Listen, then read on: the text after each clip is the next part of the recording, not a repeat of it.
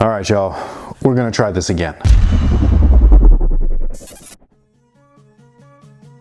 Hey, what's good, guys? This is Nightwing2303 from WearTesters.com. This is the latest colorway for the Under Armour Curry 5.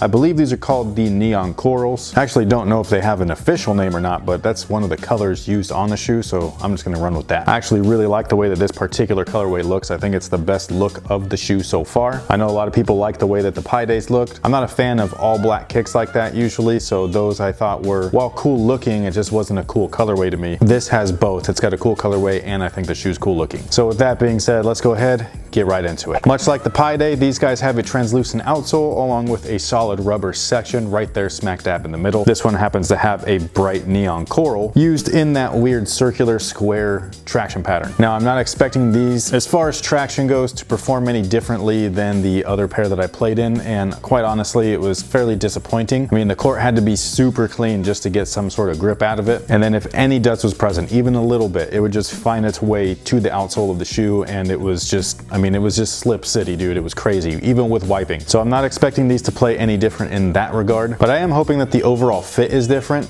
although I'm not too confident about that, but I'll show you guys that in a little bit. Now, the midsole on these guys I think looks fantastic. It's a nice clean white look with a teal splatter print throughout. And most of you guys already know how I feel about splatter print.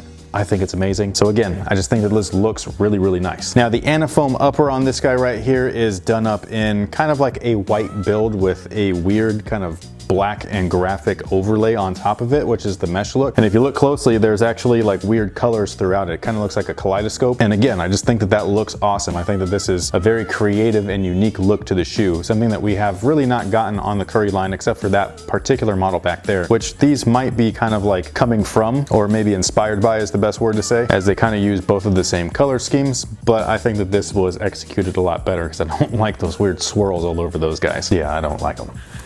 Not at all. Then inside the main structure of the shoe is the interior bootie, and that's made up of a knit material. And this is kind of the area that I'm really skeptical / scared about, because that's the thing that destroyed my feet last time. If you guys don't know what I'm talking about, you can go check out the performance review, or what I considered to be kind of a half-assed performance review, just because I couldn't keep playing in them. They destroyed my feet, man. I literally have scars on my arches on both of my feet from the last pair that I played in. So I'm really hoping that these guys are different. I actually went up half a size. Maybe that's gonna fix things, I don't know. The issue that I had is that inside here, you have these nylon loops right here that go down into the footbed area, which is what you would cinch up and around your foot. And what Under Armour has done is they've laid in a TPU kind of like sheet or whatever, like a fuse weld, over those cables so that those cables don't press into your feet like they did on something, for me at least, with the KD10, which I appreciate. But as you can see when I fold this down, this is where that sheet of fuse is.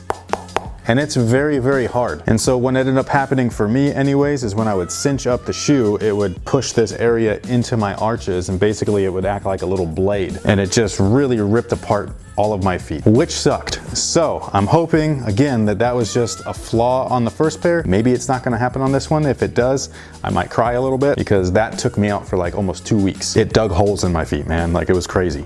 So I'm just really hoping, but not, I mean, that's really hard, dude. That should never be right there in your arches, let alone be attached to the cables that are, cinching and pressing into your feet. But at least the colorway is clean, so worst case scenario, I gotta wear these casually. So fingers crossed, guys, fingers crossed. And that pretty much takes care of it for just a quick, brief overview of this colorway, why I bought it, and what I'm hoping for with my next go around. This time though, I will say that if I feel any pain whatsoever, I'm taking them off. What I did last time is I kept playing in them, which was stupid on my part, but I was trying to test the shoe out, so in that sense, I don't wholeheartedly blame myself, especially when there is clearly a design flaw within the interior structure of the shoe. But let me know what you guys think about the Curry 5 down below. Now that they've released in, I would say, a more general release fashion, have any of you guys played in them? If so, what has been your experiences? Have you had any issues like what I've been having, or have you had the complete opposite and this is one of your favorite shoes this year? Sound off below in the comments section. I'd love to hear from you guys. Thank you so much for watching. Thanks for all your support. Subscribe if you haven't already, like the video if you liked it, and until next time, guys,